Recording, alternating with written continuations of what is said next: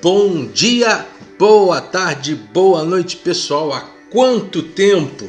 Minha vida está muito confusa, muita agitação e acaba gerando essa distância que eu não gosto. Fazem 15 dias que eu falei um pouco sobre o último livro da trilogia cósmica do C.S. Lewis, salvo engano. E aí a gente vai continuar falando um pouquinho sobre ficção científica a partir de um cara que eu adoro, que é o Philip K. Dick, que escreveu esse livro aqui, ó. Os androides sonham com ovelhas elétricas? É uma pergunta. Este texto, ou esse tema, ou esse título, talvez para você possa parecer desconhecido, mas quando eu falar sobre Blade Runner, talvez você se identifique melhor com a obra do Philip K. Dick. Antes de tudo, eu queria pedir a você: curta, participa, compartilha o canal, fala da gente mesmo, vai tocando o barco, porque a gente não tem outro tipo de ajuda, nem monetária, muito menos pelos algoritmos. E ainda tem uma outra questãozinha: nós estamos também lá no Rumble. Vou postar aí embaixo, depois eu vou colocar o link para você que quiser conhecer um pouquinho mais do canal virando as páginas. Só que lá no Rumble, os mesmos vídeos que estão aqui são vídeos que estão por lá. Uma coisa interessante também que eu queria mostrar para vocês: um mês aí vou batalhar para a gente poder falar um pouquinho sobre uma das obras que eu mais queria ler e elas não têm edição no Brasil, que é From Narnia to Space Odyssey, The Letters from Narnia to Space Odyssey, que é um catálogo feito pelo Miller, pelo Ryder W. Miller, sobre as cartas que o C.S. Lewis trocou com Arthur C. Clarke a partir do tema ficção científica, cada um olhando para o futuro da sua forma, da sua maneira de ver e, obviamente, de uma forma bastante educada. Você percebe aqui algumas contraposições entre eles. Agora vamos falar um pouquinho sobre o Philip K. Dick rapidinho. O Philip K. Dick é um cara muito bom da cabeça, não. Isso não quer dizer que ele esteja menor do que, por exemplo, esse senhor aqui, ó, Isaac Asimov e o seu Fundação, entre outras obras que eu já falei aqui.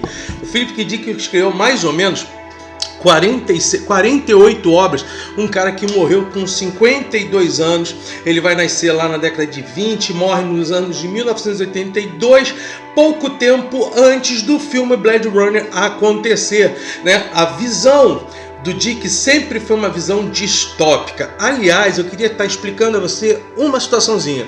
Como é que se caracteriza, por exemplo, um livro de ficção científica? Normalmente ele se passa sob ambientes diferentes do nosso. O Philip K. Dick sempre trouxe ambientes também egressos à Terra, ao planeta Terra, a nossa sociedade em geral, como você vai ver aqui nesse livro que eu já falei para vocês, Tempo Desconjuntado, e também sobre uma outra retórica. Tá para mim a obra mais importante do Philip K. Dick, que é essa aqui, O Homem do Castelo Alto, que inclusive virou série aí na Amazon, se eu não estou enganado. Você procura aí para tá achando. E a ficção científica, então, ela tem uma abordagem sob base, o nome já diz, científica. Um ponto importante: ela é ficcional. Então o autor ele vai criar personagens que podem ser humanos ou não, dentro de uma história que pode ser futura ou não, pode ser no planeta Terra ou não, normalmente cravejada de várias situações, como viagens interplanetárias, seres intergalácticos. É diferente um pouquinho do contexto da fantasia, que já eu vou explicar a vocês quando eu estiver falando do Tolkien e a visão dele sobre mito, tá certo? Então, quando você pensa em ficção científica, você tem que pensar exatamente nessas três abordagens básicas. Tem base fumegante de aspectos científicos, ficção científica, modernidade. Ok? Esse é o primeiro ponto. Segundo, ele pode ser trabalhado num contexto terrestre, como por exemplo o Philip K. Dick trouxe aqui em Tempo Desconjuntado, mas também pode ser passado, como o próprio Lewis nos mostrou, em outros lugares, outros planetas. O próprio Philip K. Dick em Blade Runner vai citar uma espécie de migração da população da terrestre para Marte depois de uma terceira grande guerra mundial e o estabelecimento de uma sociedade sociedade distópica. Aliás, também devo lhe dizer, normalmente dentro do contexto de ficção científica aparece também sentidos distópicos, e eu vou explicar a você o que é sentido distópico, porque o Philip Dick era um cara muito ligado a este processo, porque ele não acreditava, definitivamente ele não acreditava na nossa realidade. Ele achava que nós vivíamos uma espécie de ilusão no real. Ele tinha problemas sérios, ele teve problemas ligados a uso de drogas, não por um estabelecimento de vício, mas porque ele teve que fazer uma certa feita uma cirurgia dentária, e ali ele teve que tomar alguns remédios sedativos que acabaram viciando esse cara. Então ele tinha agorafobia, por exemplo. Ele sempre achava que estava sendo perseguido por alguém, que tinha alguma instituição secreta, uma CIA ou por ali vai, e que estava procurando entender a sua vida. Ele sempre se achava espionado, e o Reagan Gunn, por exemplo, é um personagem que ele se baseia em si mesmo para escrever esses tormentos. Depois vocês vão ver lá o vídeo, como eu falei. Eu tinha dito sobre distopia.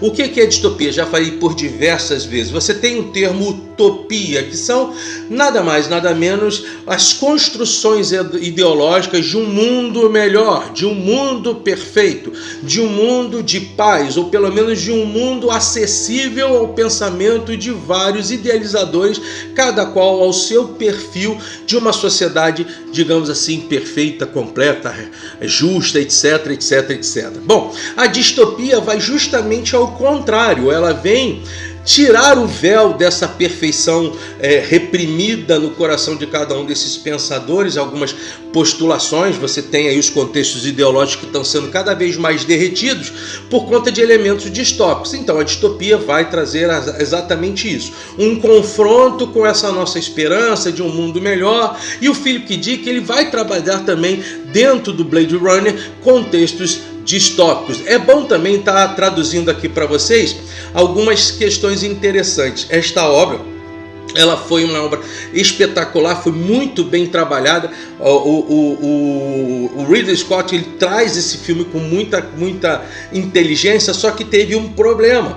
O K. Dick, ele não gostou, ele se colocou contra ao projeto inicial do filme, e ele se viu muito irritado. Então eles tiveram que fazer uma revisão de todo o texto, e a partir daí sim o Philip Dick acabou gostando daquilo que estava sendo feito.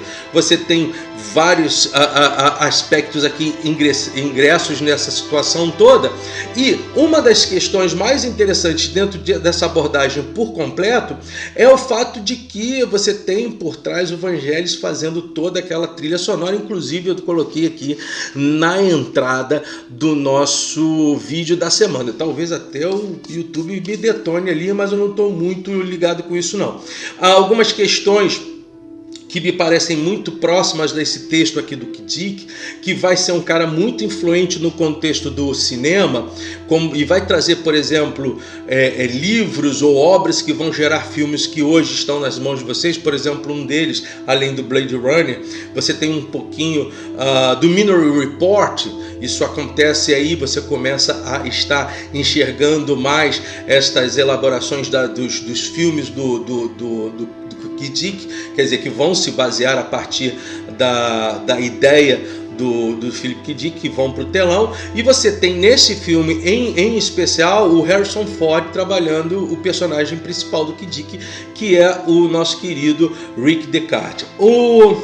Uma ideia que para mim parece muito interessante, e eu não posso esquecer também que você tem, além do Harrison Ford, o Brian James, o Rutger Hauer e a Daryl Hannah. Todos eles vão trabalhar nesse sentido aí. Então o primeiro ponto que eu acho que é interessante a gente destacar dentro desta bela obra. Primeiro ponto no qual me passa muita informação é que a humanidade pode ser desumana e o que é artificial pode ter um coração humano. Isto se dá pelo simples fato de que a Terra quase que vai para o beleléu, e aí o principal personagem, que é um caçador de androides, acaba sendo obrigado, porque lá havia falta de animais vivos domésticos, e esse pessoal queria ter assim uma vidinha de um pet do seu lado que pudesse estar se comprometendo com eles. Esses pets eram super super caros, e aí houve uma proposta dele caçando alguns androides que ele precisava caçá-los.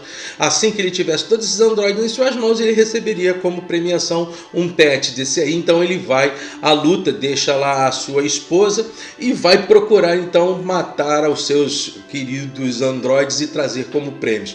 Uma frase que me parece muito forte dentro do texto do Philip K. Dick é aquela que há uma recomendação ao próprio Descartes. Ele diz o seguinte: você será requisitado a fazer coisas erradas, não importa para onde vá, e a condição básica da vida é ser obrigado a violar a própria identidade, e isso aí então vai gerar uma espécie de cordão umbilical com a distopia que o K. Dick acabou por nos proporcionar. O Philip K. Dick é pai do cyberpunk, né? Então o cyberpunk eu já falei um pouquinho sobre ele quando falei do livro do Sirkis, né? Rio 2001, uma coisa assim, agora me fugiu o nome.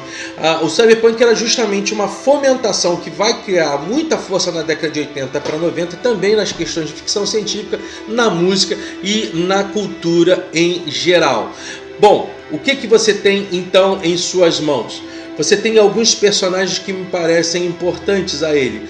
Depois da questão de humanidade, que é destacada porque ele vai entender ao seu tempo que os humanoides, os androides, que são chamados de replicantes, também produzem, têm sentimento, e também se conversa muito sobre o contexto de finitude e trabalham exatamente esse objeto do sentimentalismo, não sentimentalismo, mas do sentimento da emoção e da vida.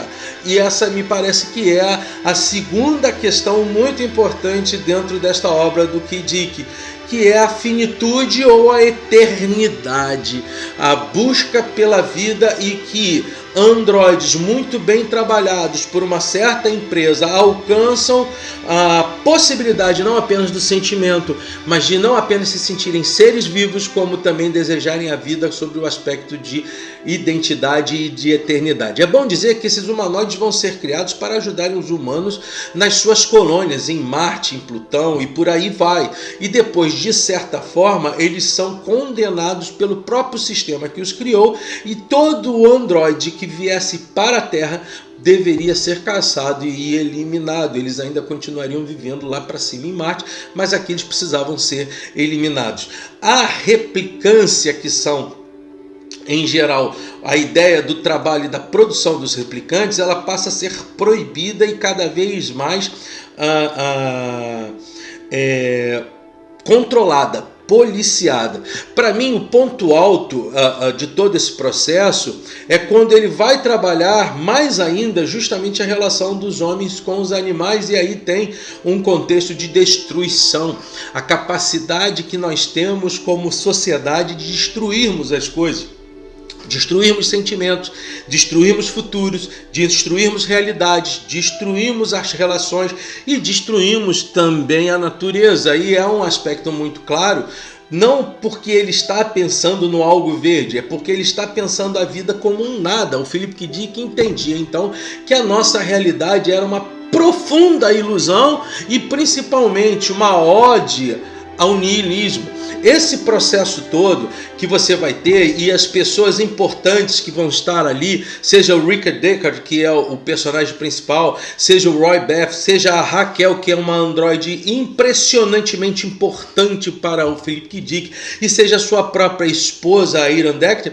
esses todos elementos, cada um desses personagens, eles são representativamente um sentimento da sociedade, caracterizado pela adição ou de uma total realidade do nada, ou outra, como a ânsia de poder viver.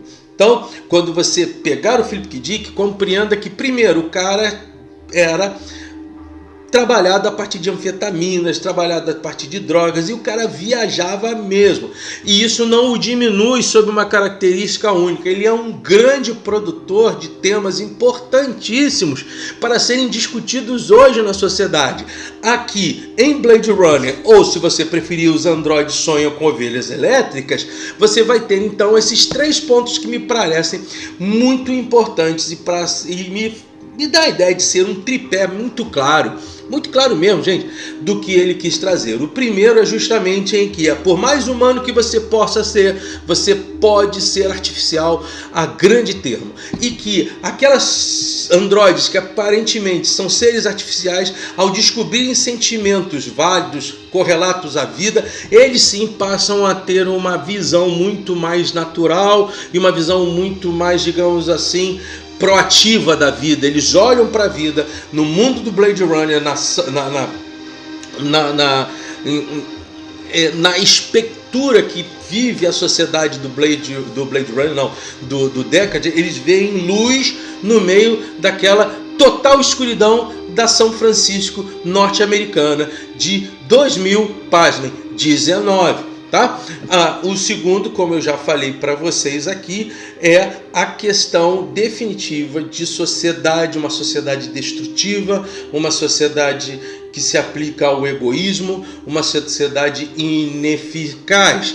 E entre esses dois pontos, um que é a ideia de vida, a ideia de finitude, a ideia de eternidade, que só pode estar bem compreendida em seres, em pessoas compromissadas com elas mesmas, a se compreenderem e para evoluírem a tudo aquilo que elas estão vivendo.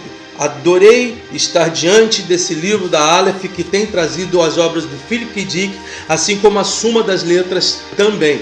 Por acaso esse aqui é da Aleph, e esse aqui também é da Aleph, e esse terceiro é da Suma das Letras. Indico o Philip K. Dick a todo momento e em qualquer forma, porque você consegue ter em suas mãos uma abordagem muito clara do futuro diante de um presente que você já vive. Próxima semana nós vamos estar falando de Jô Soares, a minha ode de agradecimento ao ser chamado Jô Soares por tudo aquilo que ele nos trouxe. A gente vai falar de uma das obras com Getúlio Vargas no meio disso tudo. Como eu sempre digo, supere-se, aprenda mais, ler é bom, virando as páginas. Até a próxima, gente!